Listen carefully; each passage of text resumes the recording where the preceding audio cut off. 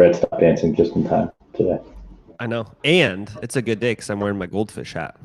Your goldfish hat. Do you have your sunglasses with you? They're in the car, but they are awesome. Yeah, they remind me of the Back to the Future sunglasses. They may be the best $9 I've ever spent. Yeah, I'll probably go with that. So, everybody, welcome to MILIVE, your weekly nutrition talk show. Is that what we are still? I don't even know anymore. I would say it's your tri-weekly Nutrition talk show most of the time. Your 3 times a week talk show. Where we help you make your nutrition and fitness goals realistic, sustainable, and achievable. I am Jay. With me, as always, is the co-host of the show, Dr. Bradley Preston Dieter. Preston, that's not my middle name. It starts with a P. Yeah, it does start with a P. So everybody, we'll give away a T-shirt if somebody can guess my middle name today. Oh my God! How did I forget your middle name? Jay, I think your audio is not coming through your mic and just coming through like your computer. You sound different today. Let's see. I don't know why, but you sound different. Maybe my ears are different. Is that better? Maybe. I don't know.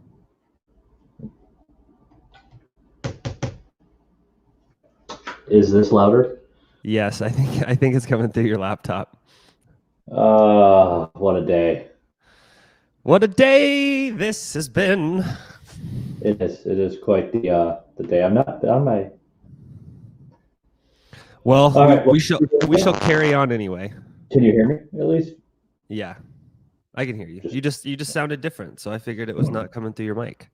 No, I'm done with today, Brad. It's been a long day since 4:30 this morning. Hey, I feel you, man. I've been rolling. I haven't even taken a shower because I got up and started working. Well, I mean, I don't shower normally, so. Yeah, that's true. Well, before we get too far off topic, Jay. Brad. What are we covering today? Speaking of the letter P, I feel like this is an episode of Sesame Street. Today's episode is brought to you by the letter P.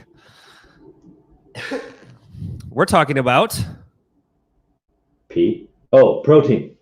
All things protein. All things protein today. I got to get you hyped up for the show because you were all hyped up for the show before today. So now I'm going to be your hype man and I'm going to get you hyped and then you're going to take it away. Ready? Whoa. I don't have a microphone. I can't do it. I'm mad about the mic. Well, you're going to have to, I'm going to give you the advice that, this is so awkward. My ex-girlfriend's father gave me.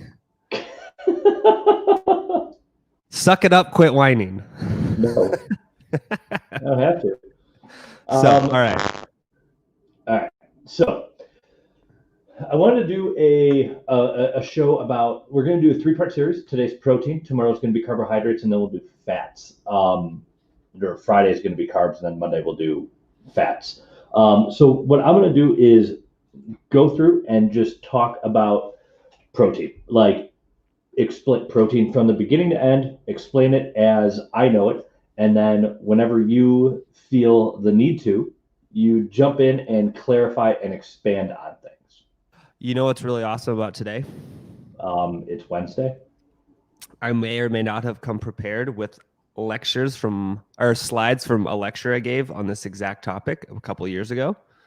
So I have all sorts of figures and graphs and pictures and pretty things to show people. Okay.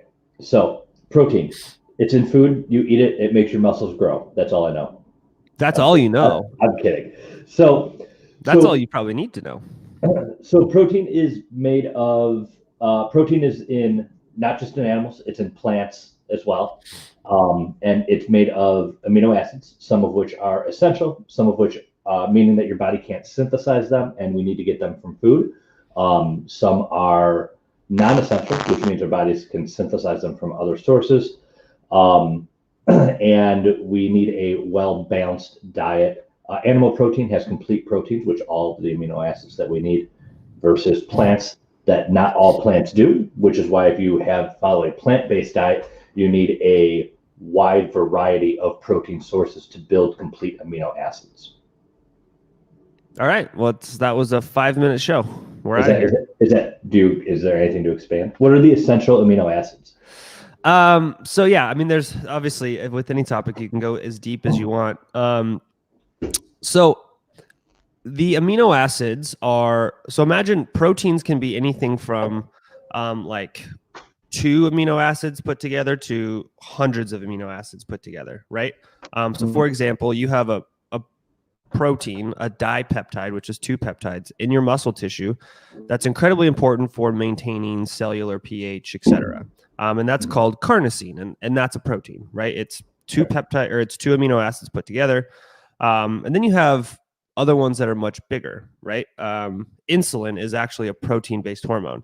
It's hundreds of amino acids long.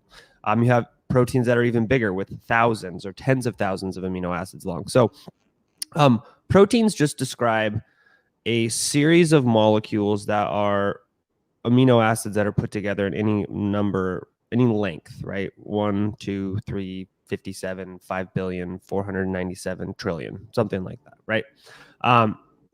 So that's the first piece. Now, their amino acids are classified as essential or non-essential. And we also have something called conditionally essential. So non-essential means your body can manufacture enough of that protein or that amino acid, that you don't need to consume it in your diet. You will survive. You'll be fine if you don't consume that amino acid. You have essential amino acids, which you have to consume in your diet. Your body does not manufacture them, or does not manufacture them in enough quantity that you get everything you need. And then you have things that are conditionally essential amino acids. So amino acids that you normally make enough of, but under certain circumstances you may not make enough of. And so glutamine is one of those that kind of falls in the conditionally essential amino acids. So periods of very high stress, burns, substantial GI issues, those sorts of things, you can actually, it's a conditionally essential amino acid. Perfect. Is my mic working? You're back. Plugging in a webcam. You what? I kept plugging in a webcam instead of plugging in my mic, and now I fixed it. So it's a Wednesday. Yeah, it's a long day. So my question, I don't want to get too much into the amino acids, because then you start getting the supplements and things like that, and we're talking about protein as a whole. Is there one last thing on amino acids? Is there any difference between and we're talking about the same amino acid, leucine, whatever the amino acid is. Is there any difference between an amino acid from a plant and from an animal? No, not at like the amino acid level. Okay, perfect. So we have and do amino acids have because we have branch chain amino acids to supplement. People supplement with different amino acids. Amino acids, proteins from plants, proteins from amino acid supplements, proteins from animal products. They are all 4 calories per gram, correct? Yes. So there is a little bit of a difference between amino acids, right? They don't have all have the exact same caloric content. It's somewhere in the neighborhood of 3 to 4 gram or calories per gram. Some amino acids are closer to 3, some are closer to 4. But for all intents and purposes, we just say they're all amino acids or all proteins are 4 calories per gram, because that's the easiest way to understand it. Because there's really, let's say you were to consume, a meal had 25 grams of protein. It was maybe a little bit richer in amino acids that were closer to 3 than 4. You're not going to like get out your biochem textbook, figure out the exact number and be like, oh, it's actually 92.7 calories versus 100. It's like, okay, that's okay. It's the same thing. Yeah. Yesterday there was talk in our Facebook group. For anybody who's not in there, just go to macrosinc.net/free group. Pardon me. There was a conversation going on there where somebody was talking about they were a coach that was in there, not one of our coaches. They were somebody else who was talking about coaching their clients, and they said they have their clients take any protein that comes from plant sources and chart it as a carbohydrate. We had some internal discussion amongst the coaches. Everybody said, this is nothing I've ever heard of. Is this something crazy? We said no. The conversation went on in group, and a bunch of people apparently this was a common, not in our clients or with our coaches, but in the general public in that group, this was an actual common theme that people followed, was you should chart protein from plants as carbohydrates. I've never heard that. I just wanted to clarify for anybody who might be listening or watching that is not the case. I'm going to be muted for a second. My dog's losing his mind. Okay. So that is definitely not the case. Is a Brad's leaving. I have a frog in my throat. That's definitely not the case. So you should not be documenting protein from plants as carbohydrates. Protein's protein. So Brad's leaving for our conversation for the next part. This whole series is gone. So let's look over at our comments real quick. Just a bunch of good mornings. Brad is back, so we can finish up our conversation. So we have our proteins in. We have proteins or amino acids. Now, I obviously ingest protein. I break them down, I eat food. I have protein, regardless of the amount it's in my system. The protein is broken down, circulates through my system, goes in for tissue, muscle organ repair, things like that. And I cannot store protein, so I'm going to utilize all the protein that's in my blood for tissue repair. Once it is being utilized for tissue repair, what happens with the excess protein? Obviously, I'm going to eat it, goes into my circulation, and it's not like all the protein instantly goes where it needs to. It's circulating. So what happens to it? Is it just circulating until it's used? Does it become excreted? Is there a time frame when I'm going to excrete this? Is it stored? What happens what happens with the protein once I eat it? That's a great question. And let's skip the part. We'll come back to it. Let's skip being utilized for like muscle growth and organ repair. What happens to the protein that's not being utilized for that? Can you see my screen? Yes. This is the diagram of what happens to amino acids in your body, right? So whenever you consume protein, you break it down into amino acids. So your body doesn't actually use quote unquote protein. It uses the amino acids that are the protein. And so if you think about it, Jay, you and I talk about this all the time, kind of financial analogies, but imagine you have an amino acid pool in your body, this kind of free flowing amino acid pool, right? And treat that like your checking account, right?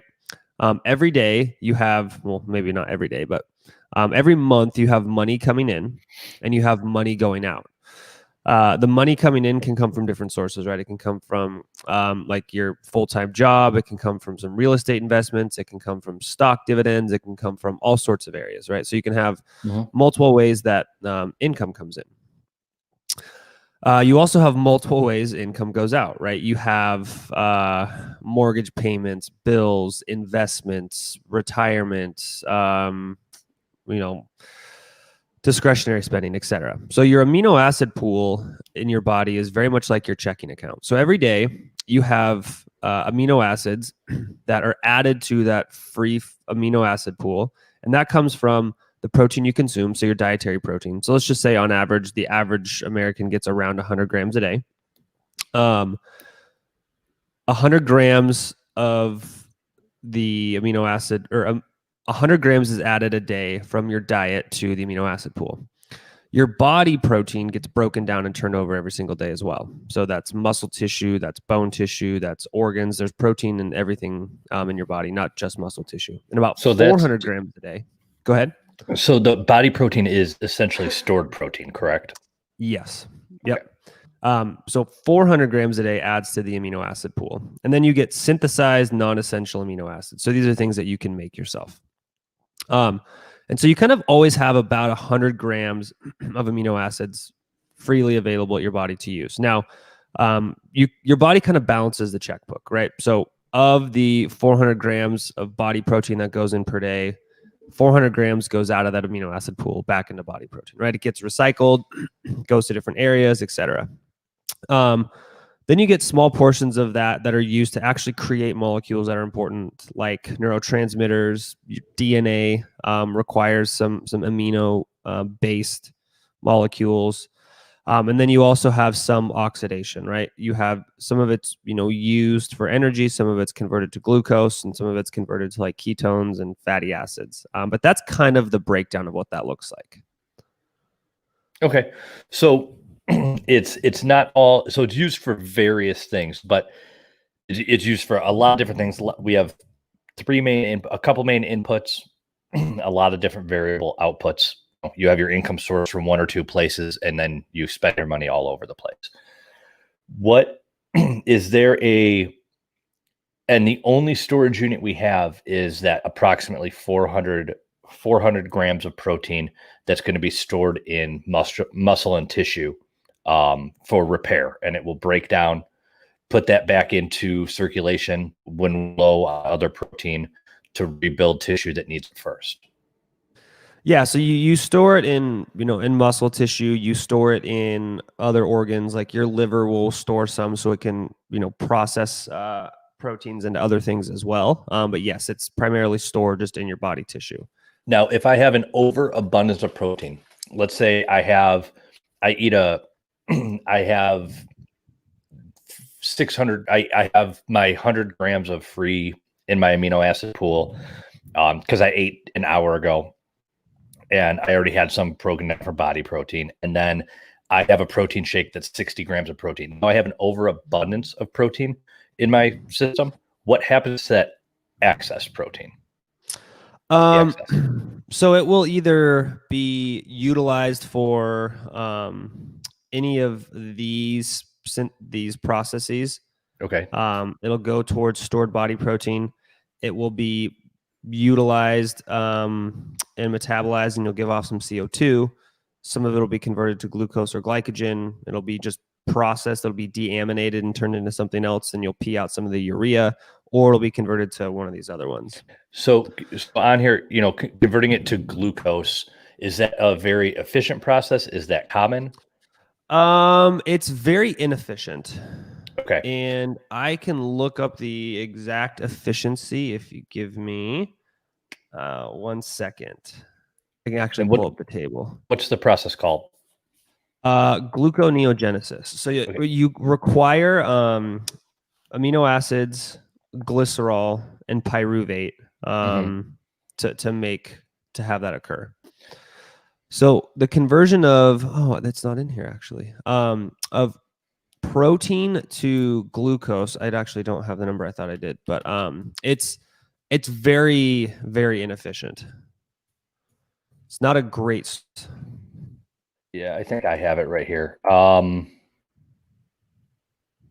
So here's my summary. Excess protein, I don't have the number, but excess protein will be converted from amino acids via gluconeogenesis. And then it can be, this is moving on to the next one. So my next part of this is you also have on the chart that excess amino acids can be converted into fatty acids.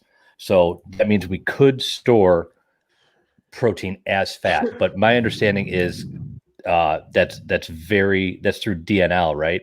And that's a very, very inefficient and rare process. Yeah. So for example, converting like dietary fat into body fat is about 96% efficient, right? So if you're in an energy surplus and you're over in fats, 96% efficiency, that will be stored as body fat. Carbohydrates are about 80% efficiency, and protein is about 66% efficiency.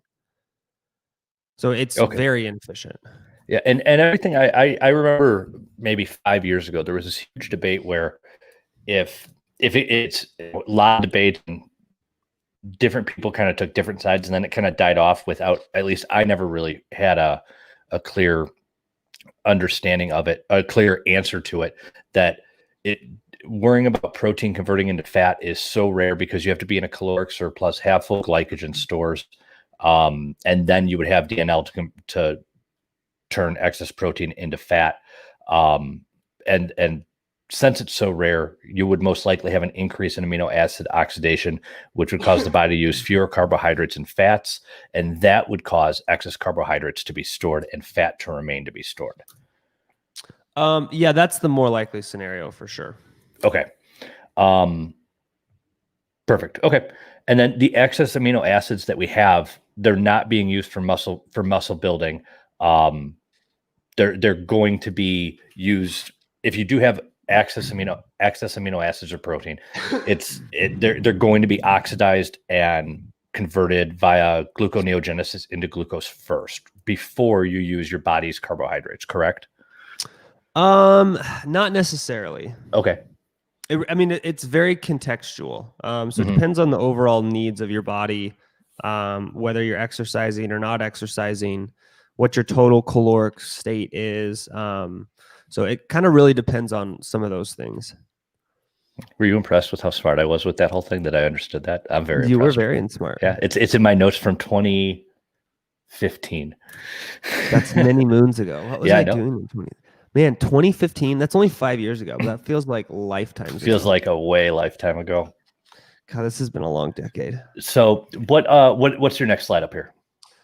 So this is a slide that's kind of it's a summary of a lot of different labs research, and basically this is what happens when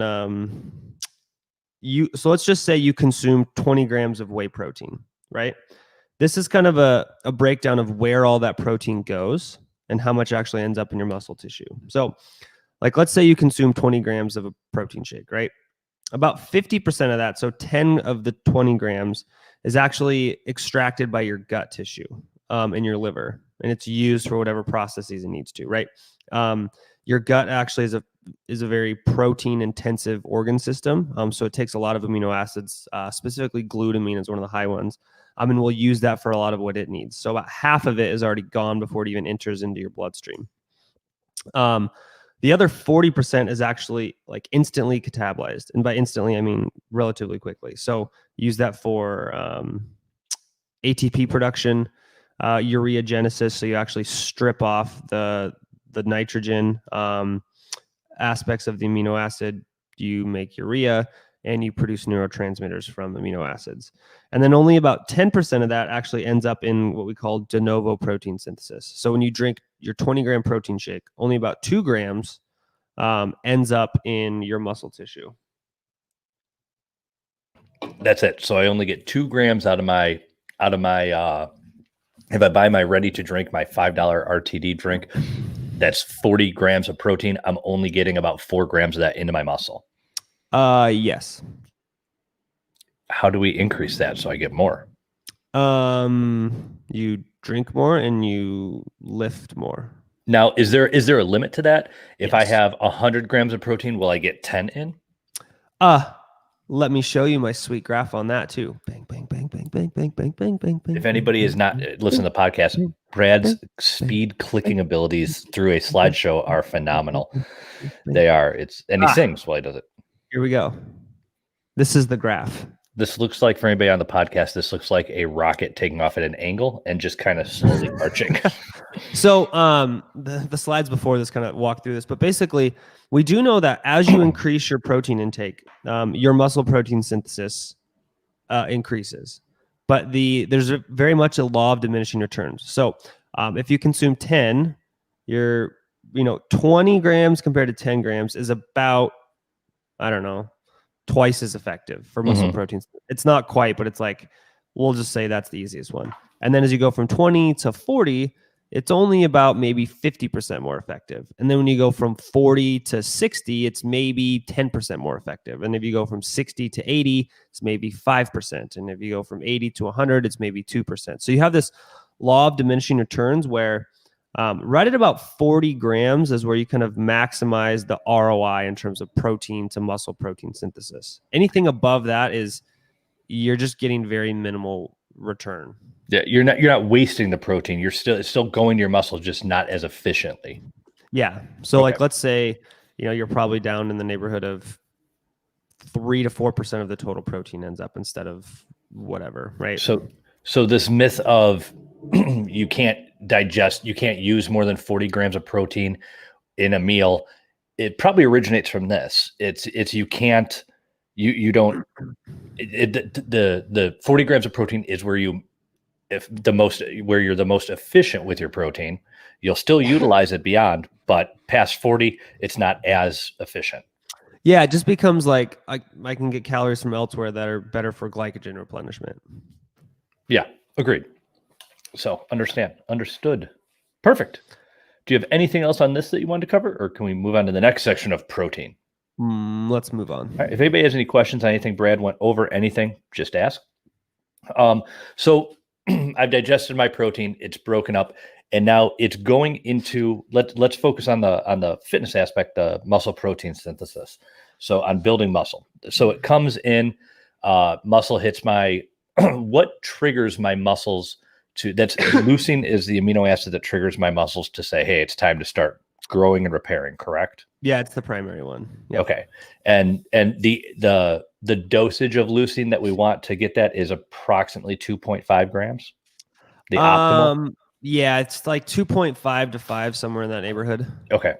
So we get our optimum leucine dose. And is there, when we're dealing with things like animal protein and whey protein, do we really need to be concerned with high quality whey protein? Do we really need to be concerned with the amino acid breakdown in our meals, or is that more of something we need to worry about for plant-based diets?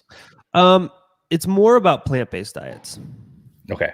And it's generally because plants have a different amino acid profile than animals, and they're more likely to be incomplete proteins. So there's very few plants that have a complete protein profile.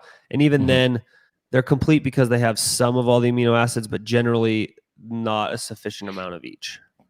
Okay. So I've ingested my protein.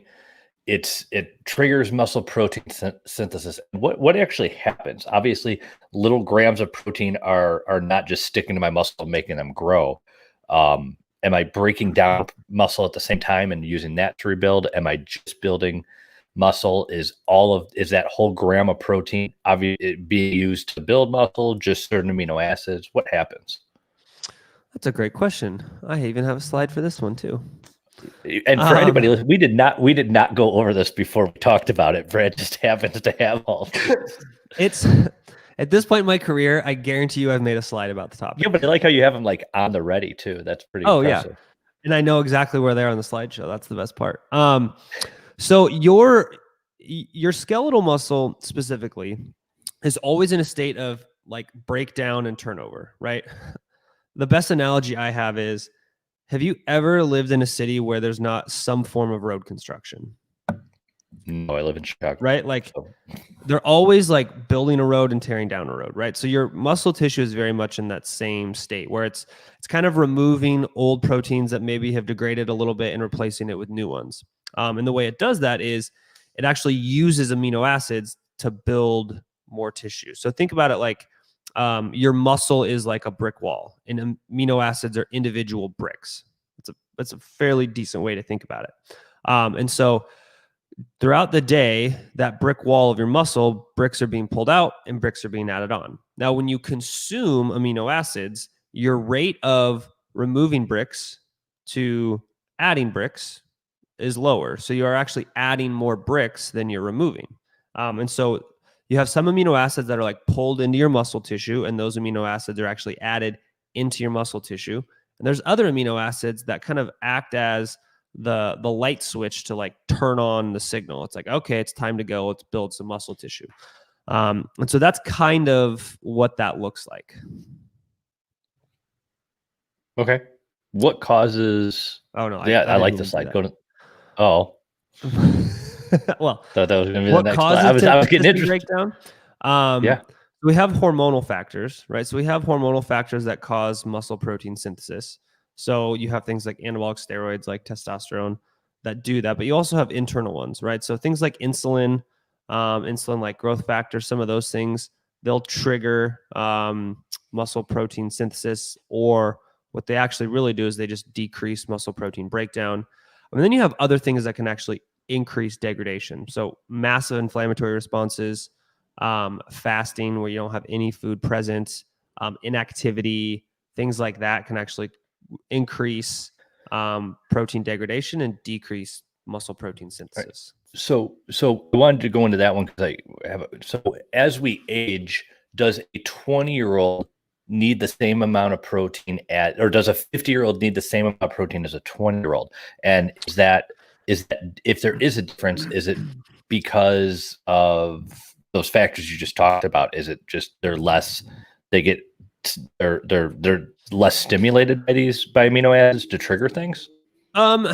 So there's several different reasons. So younger people, people in their 20s, they have a hormonal profile that's substantially different than a 50-year-old, right? You have higher levels of testosterone, and your body's relatively new to those levels of testosterone, right? So you've been like, think about what happened when you were 14 to 17, right? Even if you weren't like lifting weights, you just started adding muscle tissue to your body. Like you're just like, what is going on?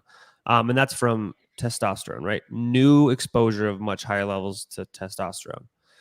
So that's one. Now, your total amount of protein you need to do that is not nearly as high as when you're like 50 because your body is just in a much different state. So when you're younger, you can actually get away with consuming less protein and maintaining or adding muscle mass than when you're older for a lot of different reasons.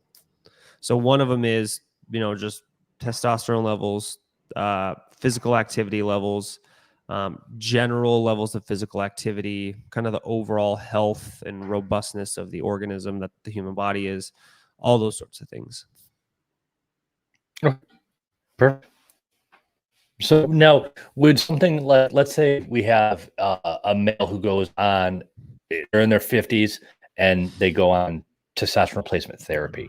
Would they fall back into needing less protein? It's not going to hurt to keep it the same, but would they fall? Most likely, would their triggering be back to an earlier response, like somebody in their 30s?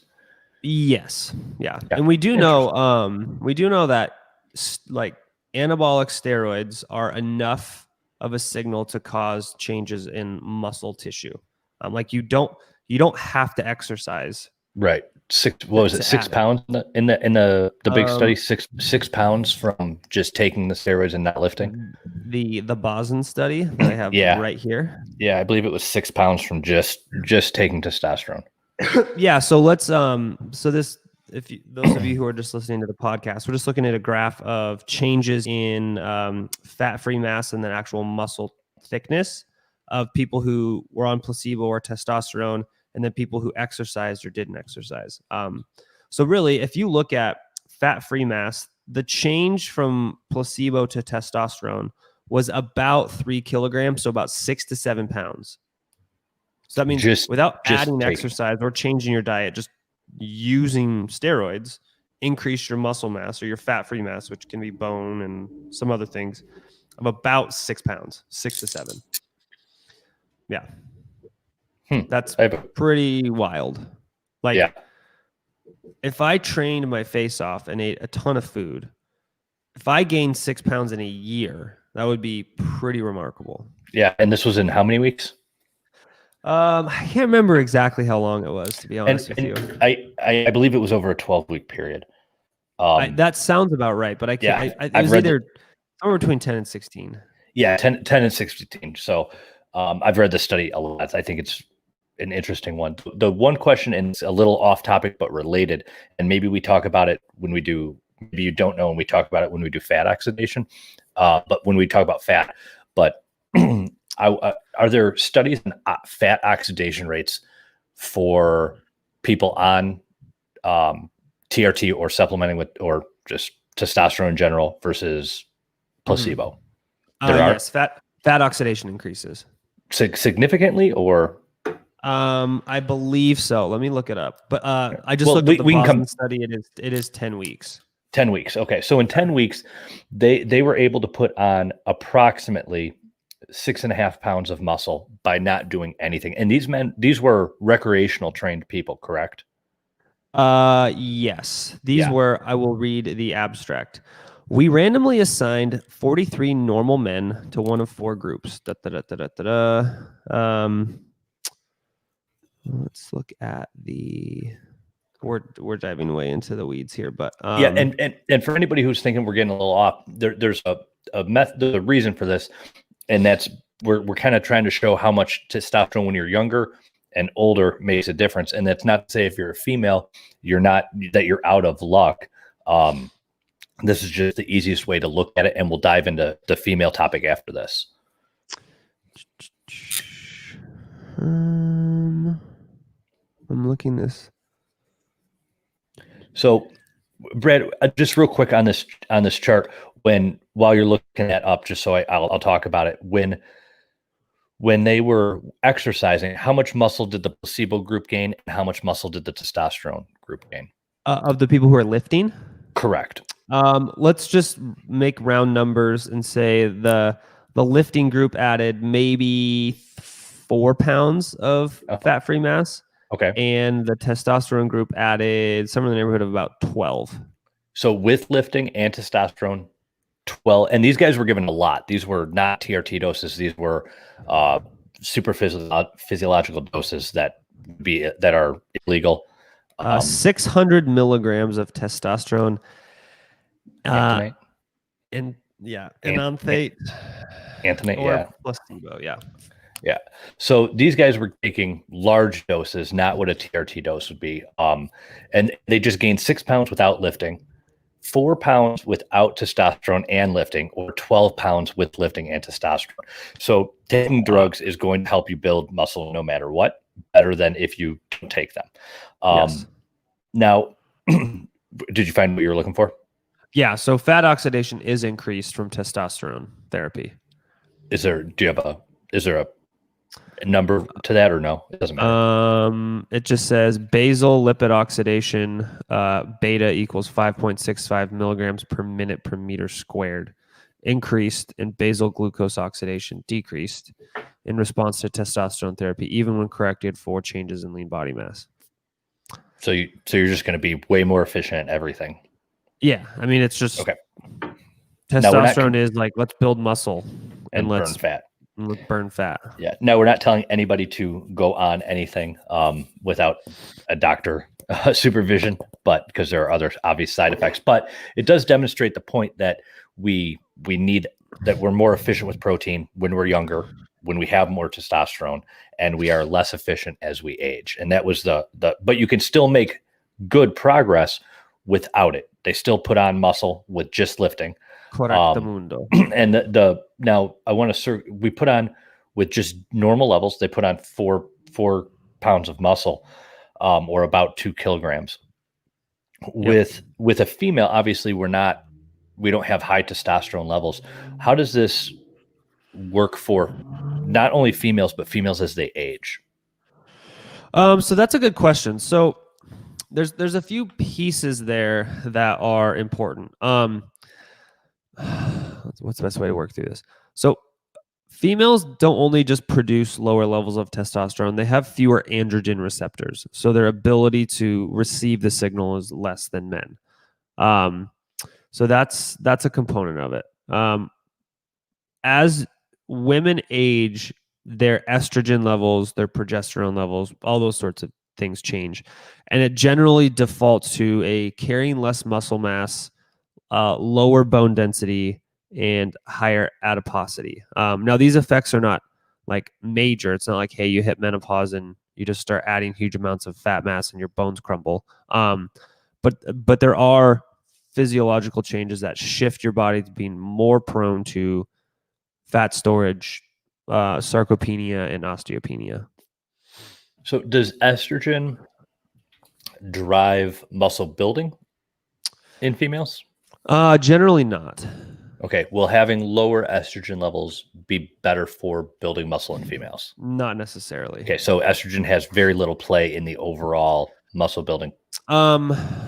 So I'm not an endocrinologist, so yeah. I may be not correct here. So I would say we'll do some follow-up research on this. But as far as I know, estrogen is geared more towards adiposity than muscle tissue. Okay. I believe that's correct. I believe that's correct too. So when a lot of females that we have come in as clients are when they have either when they've gone through menopause, they're on hormone replacement therapy. And I see a lot of them who are supplementing with very, very low dose testosterone, most of the time testosterone cream, along with their estrogen replacement. Do you think that, and this is a broad statement, and I know you're not an endocrinologist, I understand. Do you think that being on that testosterone cream then increases the lean muscle building ability of a 55-year-old female compared to a 25-year-old female? My guess would be it does. Yeah. And that's anecdotally, that's been my observation from that is clients that come in that are in their 50s, that are at any age are on hormone replacement with testosterone seem to build significantly more muscle than even female in their early 20s. I would say that's probably accurate. It's purely observation. I have zero data that I've looked at to back that up. I'm sure we could look it up, but And Jody Phillips, one of our coaches, just asked an absolutely fantastic question that I have an anecdotal answer to, but not a actual answer, like a data-driven one. And her question is, what is the retention rate for muscle if testosterone supplementation is stopped? So I would say it's relatively high if you sustain your training. If you stop training, it will go away fairly quickly. And there's the problem is that and I 100% agree. And the problem is that you can't sustain the training volume that you were when you're on high levels of testosterone as when you're off. Because sounds like you just need to toughen up, people. Yeah, because your recovery time is your recovery time when you're on steroids is a lot higher, and when you're younger, your recovery time is a lot faster on both of those than it is when you're off. So if you're a bodybuilder who is on high doses, or if you're a 50-year-old man who's on regular testosterone replacement therapy doses, once you stop that, your recovery time is cut back to naturally where you are at 50 or where you are at your age as a bodybuilder, and there's no way to maintain that size. Yeah. I don't know a real number, but that's a good question, Jody. Sarah asked, polycystic ovarian syndrome generally involves having higher male hormones. So is it possible for us to gain more muscle if we have PCOS? That's a great question. So one of the difficult parts about PCOS is it's not just a singular thing. There are several things that occur alongside of it that may impact your ability to gain muscle tissue, right? Some of it is overall metabolism, ability to recover, ability to do training, all those sorts of things. So I don't know if I have a great answer for that, unfortunately. But do you know any expert that we could have on the show to talk about polycystic ovarian syndrome?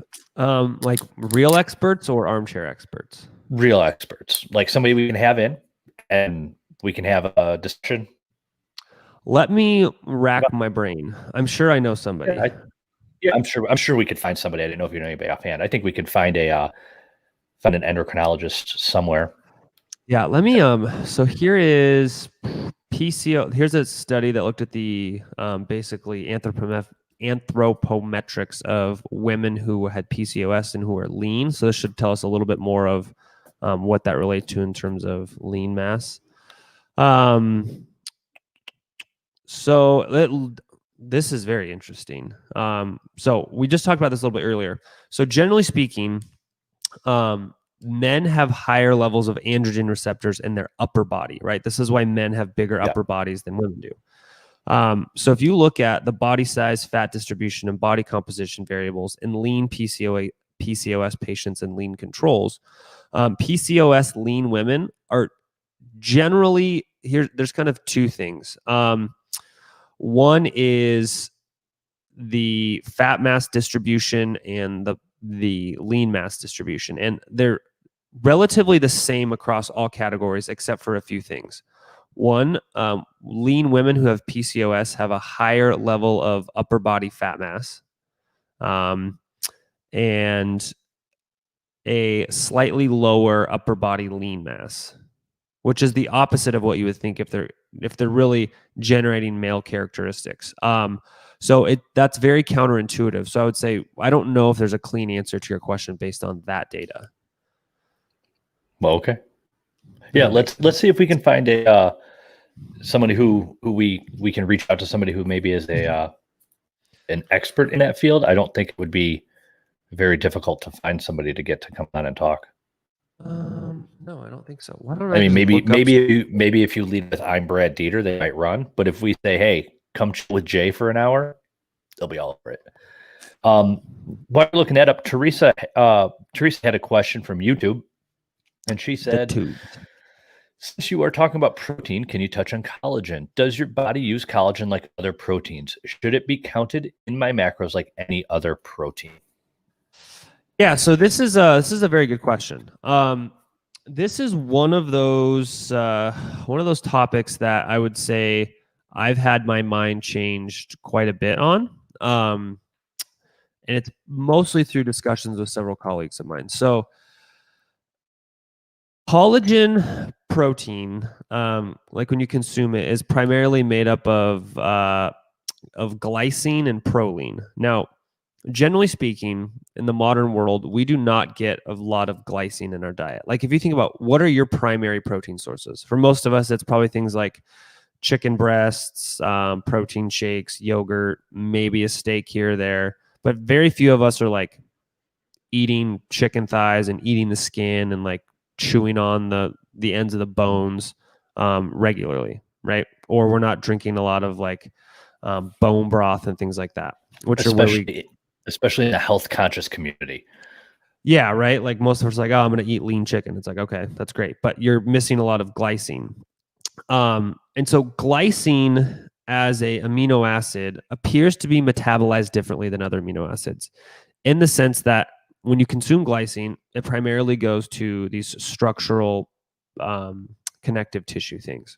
So what I generally tell people is if you're taking a collagen supplement, to really err on the side of caution, I would not add that to your daily protein intake. I would say, like, if you need 150 grams protein a day and you're taking 15 grams of collagen or whatever, 5 or 7, don't add that to your daily protein intake, because it's at least part of it, maybe most of it, potentially all of it, is being used for things that your other dietary protein is not being needed for. So that would be my... Collagen is one of those interesting things, because my early thoughts were, I was similar to you, where it was everything I could find was, it's not really worth it. It's kind of inferior. Stay away from it. It's the cheap afterthought that supplement companies needed to make another protein to make money. And then honestly, I just stayed away from the subject. I didn't really care to it. My interests have changed more away from the nutrition side to the business side of macros. And then based on our conversations, what? Unacceptable. Well, I don't coach clients anymore, so I can take that, and I'm not in charge of coaching education, so I can step away from that.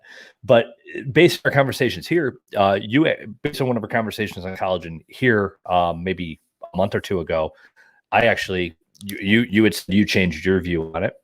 Mm-hmm. We talked about it here. I read a lot about it, and I'm actually, by training, I'm in the middle of writing a couple book chapters. So my training was going to start August 1st. Now it's going to start hopefully August 15th again. And collagen protein is actually one of the things I'm adding into my my supplements now. Look how bougie you are. Yeah. Super bougie. I'm super bougie. Is that a term now? It is now. Okay. I just made it. Before we go any further, I feel like we've done a great disservice to people, because we have not told people that if they would like to know more about protein and learn about it while you make progress and get results, and you have a coach that's much better than Jay, go to macrozinc.net. I was a good coach.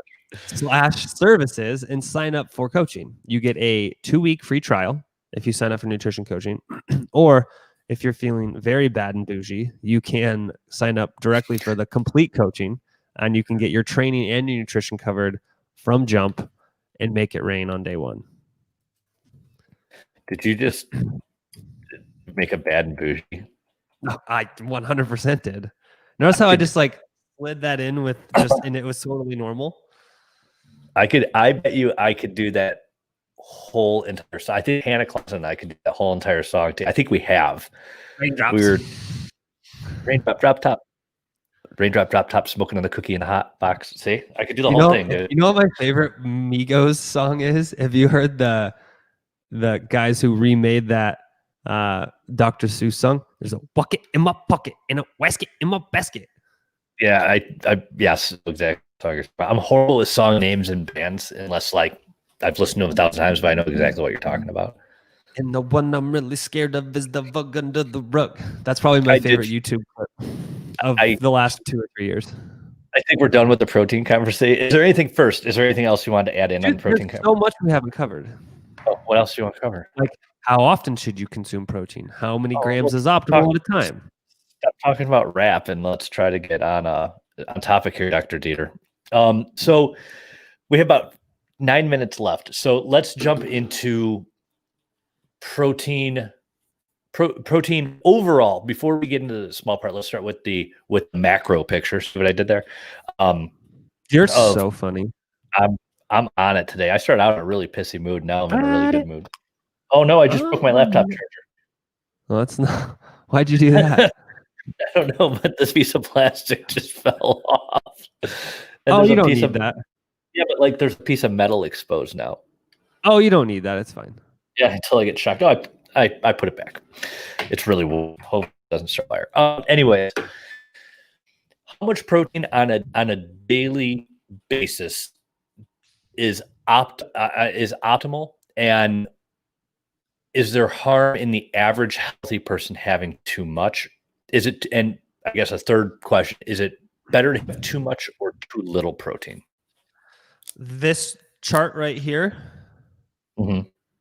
is a very fancy way of saying, if I look at all of the studies, what is the optimal protein intake for adding fat-free mass or muscle tissue to your body? Somewhere around 1.6 grams per kilogram, which is about 0.7 grams per pound, give or take. Is that per pound or per pound of lean body mass? That's per pound. Now, that's for the average person, right? Okay. So if you're somewhere around 0.7 grams up to 1 to 1.1 grams per pound, you're kind of in that optimal window. Now, that breaks down if you have very high levels of body mass, right? So if you have 300 or 150 kilograms of body mass, 200 kilograms of body mass, I would not go up that high. That's, where really having a coach or somebody to kind of help you work through that. Like if you weigh, let's just say 150 kilograms, you probably don't need 300 pounds. Yeah, so 300 pounds, 150 kilograms. You probably don't need, let's just say you weigh 300 pounds. You probably don't need 300 grams of protein. That's probably a little too much.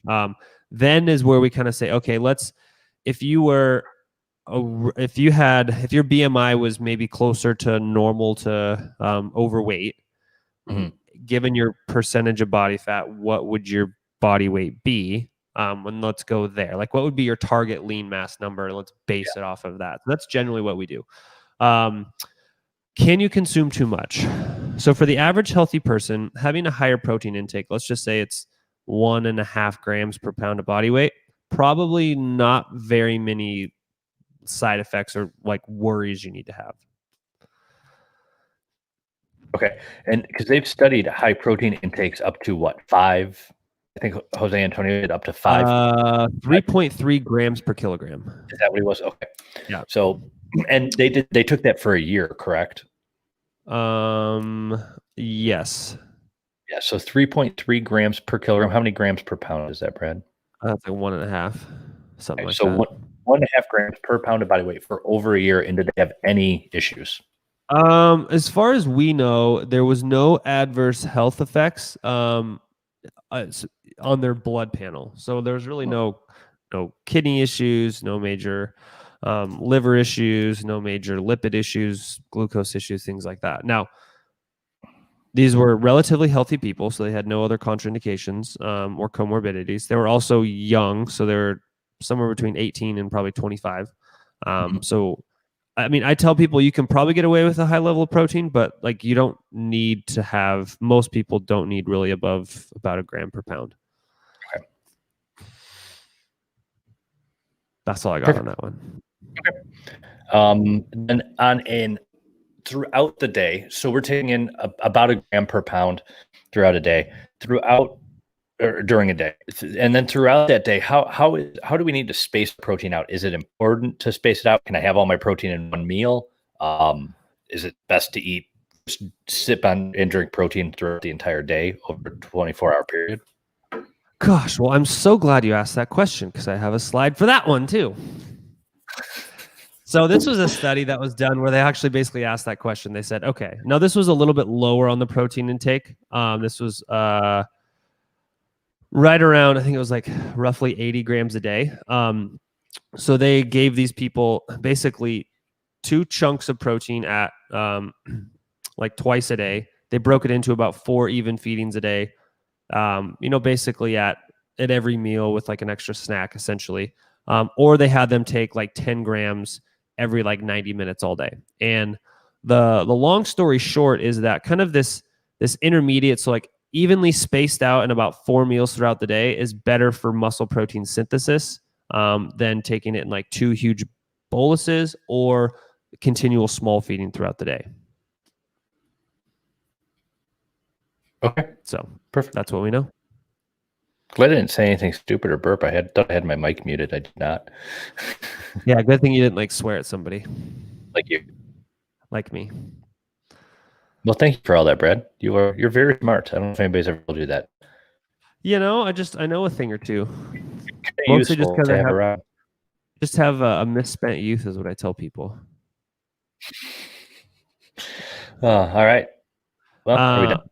I think so. What are you doing with the rest of your day, Jay? Well, we have a meeting in 2 hours. What if I don't want to go to meetings? We have another meeting in 5 hours. And I have to run payroll and finish writing a book chapter. But what if I don't want to go to meetings? Don't. What happens if I don't go to meetings? Nothing. Oh, we should probably tell people that we're hiring. You're hiring? Yeah. So if anybody is interested in becoming a coach, right now is a time for there was a recent survey that said 58 or 59% of Americans do not plan on renewing their gym membership when after everything opens back up. I read a survey that said as many as 80% of gyms in the United States will never reopen fully or will be gone within a year. That's so nutty. That's insane. So the personal trainer industry is hurting. Yeah, it's hurting. It's shifting, and there's really just not the job security that used to be there. And it's not that there's not a demand. It's that there's just not going to be gyms open because they're so expensive to maintain, and most gyms don't make a huge amount of profit. So it's just easier. And a lot of gyms are owned by people part-time. So it's just easier for them to put their time and focus elsewhere. So one thing that we have noticed is that online coaching is booming. Online coaching is, the next wave of fitness. If you think about it, fitness didn't have that technological revolution that other industries have. It hasn't made that shift online, and it is starting.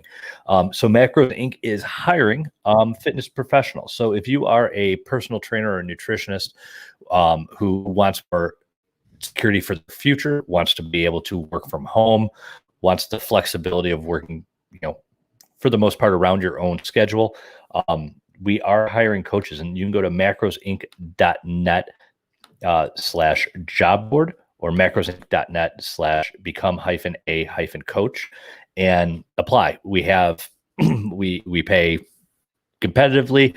We pay after 2 years, you'll be making more than, as far as I'm aware, any other company in the industry is paying their coaches. We get up to full speed real quick, have an onboarding process. You get to talk to Brad every day. Maybe you'll hear him swear. Yeah, once in a blue moon you swear. It's crazy. Not at you, out of excitement. I never heard you swear at someone. I've heard you swear out of excitement. You said the other day, you swore the other day out of excitement for the first time. It was crazy. Talking about a car. It was just, it probably blew your mind. It blew Dylan's mind. That's for sure. It did blow Dylan's mind. He was like, whoa, you're talking about a car. So you can go into our group, you can ask our coaches how they like it. You can see how they like it, but you will really build we're a company that is quickly growing. We are looking for coaches. We're always hiring coaches. macrosinc.net/become-a-coach. Check out the requirements, send out and send in your resume. You'll hear from myself, Brad, or Corey. Talk to us, and then we will do interviews and get you all set up. So sign up. Brad, what do you have to add that's way more professional than what I said? Carry on, my wayward son. Oh, yeah, exactly. Brad, we're at the hour mark. I think that means people are done listening to us. Yeah, I'm done listening to us. Thank you guys for bearing with me while I showed you slides. And if you're listening to the podcast, you can go to the YouTubes and watch this one because it's that good. So you just need to go to macrosinc.net/YouTube, and we will see you guys on Friday at the same macro time. Same macro channel. Woo! And Jay, cue the very nice outro music. And caught you dancing. you are. Gotcha.